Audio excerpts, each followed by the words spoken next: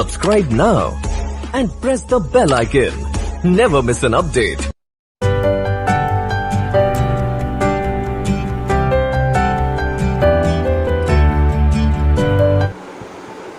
வணக்கம் நண்பர்களே, விஜயபிரகாஷ் பேசுகிறேன்.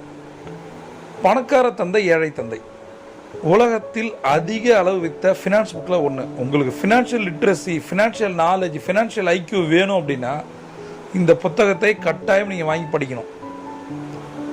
இதற்கான லிங்க்கு கீழே இருக்குது, அந்த டிஸ்கிரிப்ஷனை கிளிக் பண்ணுங்கள், அந்த புக்கை பை பண்ணுங்கள். சரியா?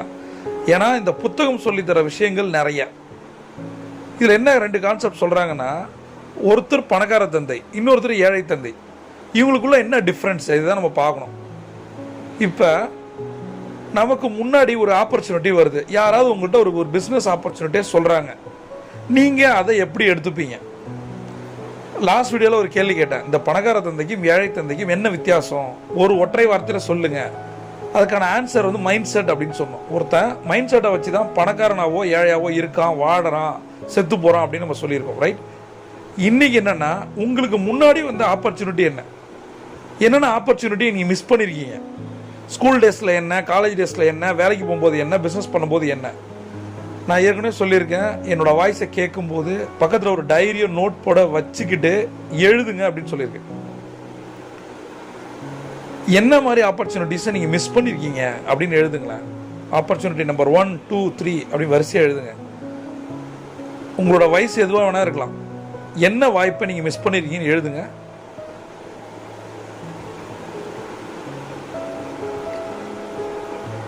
எதுக்கு நான் அதை எழுத சொல்கிறேன் அப்படின்னா, எங்கே நம்ம தப்பு பண்ணியிருக்கோம் நமக்கு தெரியும். ரைட்? இப்போ நமக்கு முன்னாடி ஒரு ஆப்பர்ச்சுனிட்டி வருது. பணக்கார தந்தை ராபர்ட் கியோசாகி கிட்ட சொல்கிறாரு, ஒரு ஆப்பர்ச்சுனிட்டி வரும்போது நீ என்ன பண்ணுவ? ராபர்ட் கியோசாகி யோசிக்கிறார். அப்போ அதுக்கு சொல்கிறாரு, அந்த ஆப்பர்ச்சுனிட்டியை நம்ம எடுக்கணும், இதனால் நமக்கு என்ன பலன், என்ன ப்ளஸ் மைனஸை அனலைஸ் பண்ணணும். அந்த ஆப்பர்ச்சுனிட்டி எடுக்கிறதுக்கு பயப்படக்கூடாது, தயங்கக்கூடாது, அதை எடுக்கணும் அப்படின்னு சொல்கிறார். ஆப்பர்ச்சுனிட்டி வந்தாலே அதை எடுத்துக்கோ அப்படின்னு பணக்கார தந்தை சொல்கிறார். ஆனால் ஏழை தந்தை என்ன சொல்கிறாரு, நமக்கு முன்னாடி ஏதாவது ஒரு மாதிரி பிஸ்னஸ் ஆப்பர்ச்சுனிட்டி மாதிரி வருதுன்னா என்னால் அது முடியாது, விட்டுரு அப்படிங்கிறார். ஏன்னா ஏழை தந்தையை பொறுத்த வரைக்கும் அவர் நிறைய படிச்சிருக்காரு, அவர் கவர்மெண்ட்டில் மிக முக்கியமான இடத்துல இருக்கார், ஆனால் அவருக்கு பணம் பத்தவே இல்லை. பணக்கார தந்தைன்னு சொல்லப்படுற அவரோட ஃப்ரெண்டோட அப்பா நிறைய படிக்கலை, நிறைய பிஸ்னஸ் பண்ணுறாரு, நிறைய சம்பாதிக்கிறார். அவர் என்ன சொல்கிறாரு, ஆப்பர்ச்சுனிட்டி எது வந்தாலும் எடு. இவர் என்ன சொல்கிறார், என்னால் முடியாது. இப்போ நான் உங்கள்கிட்ட ஒரு விஷயம் சொல்கிறேன், நமக்கு நிறைய ஆப்பர்ச்சுனிட்டியை மாற்றி சொல்லுவோமே, நமக்கு பிரச்சனைகள்னு வச்சுப்போம். நமக்கு நிறைய பிரச்சனைகள் வருது, வந்துக்கிட்டு இருக்கு, அந்த பிரச்சனைலாம் நம்ம இருப்போம்னு வச்சுப்போம், அது கடனோ ஏதோ ஒன்று. இப்போ இந்த பிரச்சனையை எப்படி சால்வ் பண்ணுறது அப்படின்னு நான் சொல்லித்தரேன். முதல் விஷயம், அந்த ப்ராப்ளம் என்னன்றதை எழுதுங்க. பாயிண்ட் நம்பர் 1, அந்த ப்ராப்ளம் என்னது, ஒன்றும் பலதாக இருக்குன்னு வச்சுப்போம், ஒவ்வொன்றா நம்ம அதை சால்வ் பண்ணுவோம். எப்படி அந்த ஒரு ப்ராப்ளத்தை சால்வ் பண்ணணும்னு நான் சொல்லித்தரேன். முதல்ல அந்த ப்ராப்ளத்தை எழுதிட்டீங்களா? 1, 2, 3, 4, 5 எழுதிட்டீங்க. இப்போ ஒவ்வொன்றா நம்ம சரி பண்ண போகிறோம். முதல் ப்ராப்ளம் என்ன, எழுதின ப்ராப்ளத்தை எடுத்து வச்சிங்க. எப்பயுமே இந்த ப்ராப்ளம் சால்விங் டெக்னிக்கை, உங்கள் பிரச்சனையை தீர்ப்பதற்கான இந்த ஸ்ட்ராட்டஜியை அதிகாலையில் பண்ணுங்கள். அப்போ தான் மூளை வந்து வேலை செய்யும். ஈவினிங்கோ நைட்டோ பண்ணும்போது மூளை டயர்டாயிடும். ஆனால் நிறைய பேரை பார்த்துருப்போம், நிறைய நிகழ்வுகளை சந்திச்சிருப்போம் இல்லையா?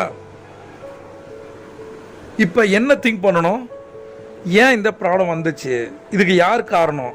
ஆனால் ஒன்று சொல்கிறேன், இந்த இடத்துல ப்ளேம் கேம், கம்ப்ளைண்ட் கேம் பண்ணாதீங்க. திரும்ப திரும்ப சொல்கிறேன், நீங்கள் ஜெயிக்கணும்னா எவனையும் குறை சொல்லாதீங்க. நாம் தான் காரணம் நினச்சி இறங்க, நான் தான் காரணம், அவ்வளோதான் முடிச்சு.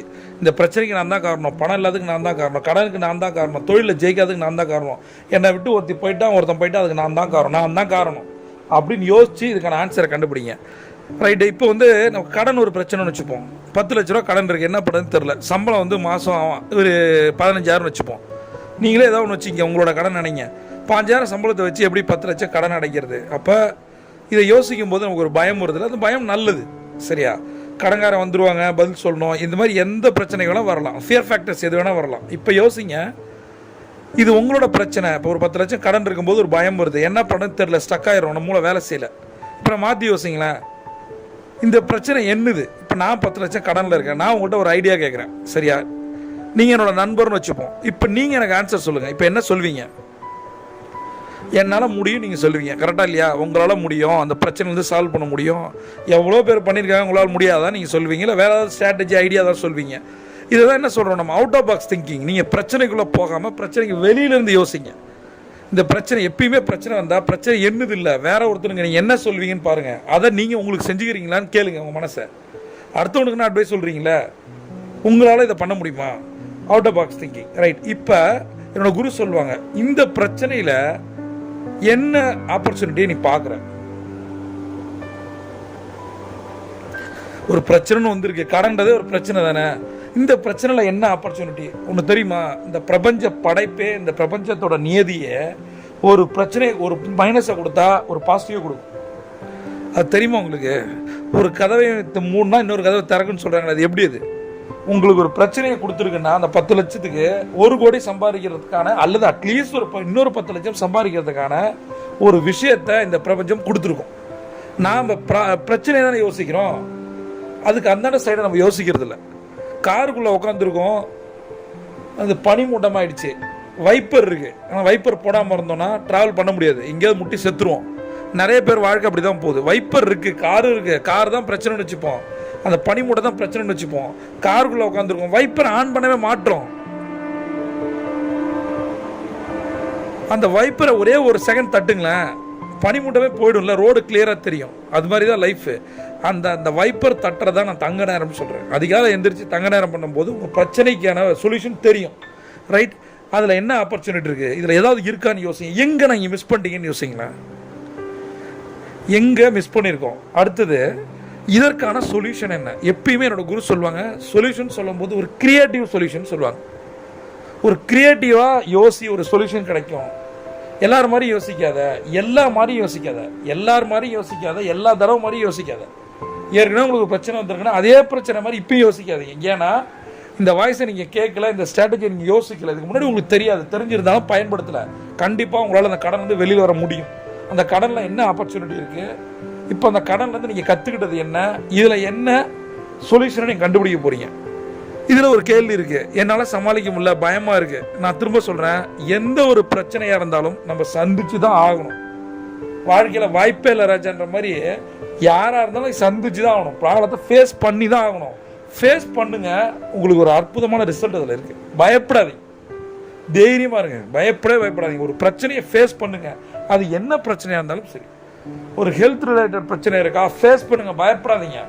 நம்ம ஐயோ ஒரு வேளை இதை சொல்லிட்டாங்களே, சுகர் வந்திருக்குமோ, ஒரு வேளை இதை சொல்லிட்டாங்களே, கேன்சர் ஆயிருக்குமோ, அதெல்லாம் ஒரு டாட்டும் கிடையாது. அப்படி வந்தால் தான் என்ன, வரட்டும் பார்த்துக்கலாம் எதாக இருந்தாலும். ஏன் இப்போ இந்த சுகர் இருந்தாலும் செத்து போயிட்டாங்களா, கேன்சர் வந்தவங்களாம் செத்து போயிட்டாங்களா, அப்படி நினைங்க, பாசிட்டிவ் நினைங்க. வராது, வந்தால் பார்த்துக்கலாம், தைரியமாக ஃபேஸ் பண்ணுங்க. ரெண்டாவது, கடன் இருக்கு, கடன் இருந்தால் என்ன, எத்தனை பேர் கடனோட இருந்து பேங்க்ரப்சியாக இருந்து நீங்கள் மிகப்பெரிய பணக்காரனாங்க மாறி இருக்காங்களா இல்லையா, கோடீஸ்வரனா மாறி இருக்காங்களா இல்லையா?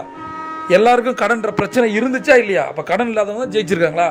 கடனால தான் ஜெயிச்சிருக்காங்கன்னு சொல்கிறேன் நான். ஒரு மனுஷன் ஜெயிச்சானே அவனுக்கு வர பிரச்சனையால கடனால தான் அவன் ஜெயிச்சான் நான் சொல்கிறேன். அடுத்தது ரிலேஷன்ஷிப், மிகப்பெரிய ப்ராப்ளம் இது, ரைட்? Problem relationship problem. அதுதான் நான் யோசிக்கேன், இந்த ப்ராப்ளத்தில் ஏன் நம்ம ஒருத்தங்க நம்மளை விட்டு போனாங்க, இதுக்கான காரணம் என்ன, எனக்காவது அனலைஸ் பண்ணியிருக்கோமா, அதை சரி பண்ணிட்டு இருக்கோமா? கடவுள் எவ்வளோ வாய்ப்புகளை கொடுத்துருக்காரு, அதெல்லாம் பயன்படுத்தாமல் விட்டுட்டு ஒருத்தன் போயிட்டான்னா பின்னாடி நம்மளை நாமே கஷ்டப்படுத்திக்கிறதும், அவளே நினச்சி இந்த ப்ரொடக்டிவிட்டியை ஸ்பாயில் பண்ணிக்கிறதும், அவனை குறை சொல்கிறதும், பிளேம் கேம் கம்ப்ளைண்ட் பண்ணுறதும் சரியா? பிரபஞ்சமோ கடவுளோ உங்களை எல்லா விஷயத்தையும் தோக்கடிக்குதா? அது உங்களை சாம்பியனாக தான் நினச்சிது. எவ்வளோ வாய்ப்புகளை தவற விட்டுட்டு பண்ணுறதெல்லாம் தப்பு, போடுறதெல்லாம் அடுத்தவங்க மேலே பழி. இது சரியான்னு யோசிங்க. அப்போ எந்த ஒரு புது பிஸ்னஸ் ஆப்பர்ச்சுனிட்டி, இப்போ நீங்கள் லிஸ்ட் எழுதிருக்கீங்க இல்லையா, அந்த லிஸ்ட்டில் பாருங்கள் எத்தனை ஆப்பர்ச்சுனிட்டி நீங்கள் மிஸ் பண்ணியிருக்கீங்கன்னு சொல்லிட்டு, சரியா? அப்போ ஏன் ஒரு பிஸ்னஸ் ஆப்பர்ச்சுனிட்டி உங்களுக்கு முன்னாடி வரும்போது நீங்கள் எடுக்கிறது இல்லை, ஒரு முடிவு எடுக்கிறீங்க, அதை எடுத்து தான் பாருங்களேன். உங்களால் இவ்வளோ இன்வெஸ்ட் பண்ண முடியும், அல்லது மனித உழைப்பை தான் போடணும், பணம் தேவையில்லை, பணம் கொஞ்சம் தான் தேவை, உழைப்பை போடணும், அதை ட்ரை பண்ணி பார்த்தா தான் என்ன. ஏன் ஒரு பிஸ்னஸ் ஆப்பர்ச்சுனிட்டி, எந்த ஒரு ஆப்பர்ச்சுனிட்டியை வேணான்னு முடிவு பண்ணணும், அதை செஞ்சு தான் பார்ப்போமே. ஒரு வேளை செஞ்சால் பெரிய ஆள் ஆகல, தோத்துட்டு அதனால என்ன, அதில் ஒரு அனுபவம் கிடைக்கும். என்னோட குரு எப்பயுமே சொல்லுவாங்க, எந்த ஒரு பிஸ்னஸ் பண்ணாலும் 2 கிடைக்கும், ஒன்று பணம், இன்னொன்று பாடம். பணம் கிடைக்குதா சந்தோஷப்படுங்க, பாடம் கிடைச்சதுன்னா அந்த பாடத்தை வச்சு பணம் சம்பாதிக்க கற்றுங்க, அவ்வளோதான். உனக்கு கடவுள் கற்றுத்தராரு. நீ ஒரு தப்பான ஒரு பிஸ்னஸ் பண்ணிருக்க, ஒரு தப்பான ரிலேஷன்ஷிப்பில் இருந்திருக்க, அதை சரி பண்ணுறதுக்கு உனக்கு ஒரு பாடத்தை கற்றுக் கொடுத்துருக்காரு. ஒரு சரியான தலையில் லைட்டாக குட்டி கற்றுக் கொடுப்பாரு, இல்லைன்னா தலையில் ஒரு அடி அடித்து கற்றுக் கொடுப்பாரு, அவ்வளோதானே. அப்போ இப்போ நான் சொன்னதில் உங்களுக்கு என்ன டவுட் இருக்குது? நான் திரும்ப ஒரு ரீகேப் பண்ணுறேன். இப்போ நம்ம ஒரு ப்ராப்ளத்தை எப்படி சால்வ் பண்ணதுன்னு கற்றுக்கிட்டோம். ஒரு பணக்கார தந்தை என்ன சொல்கிறாரு? எந்த ஆப்பர்ச்சுனிட்டி வந்தாலும் எடுத்து பண்ணு, உன்னால் முடியும்னு சொல்கிறாரு. ரெண்டாவது, ஏழை தந்தை என்ன சொல்கிறாரு? என்னால் முடியாது, விட்டுரு அப்படிங்கிறார்.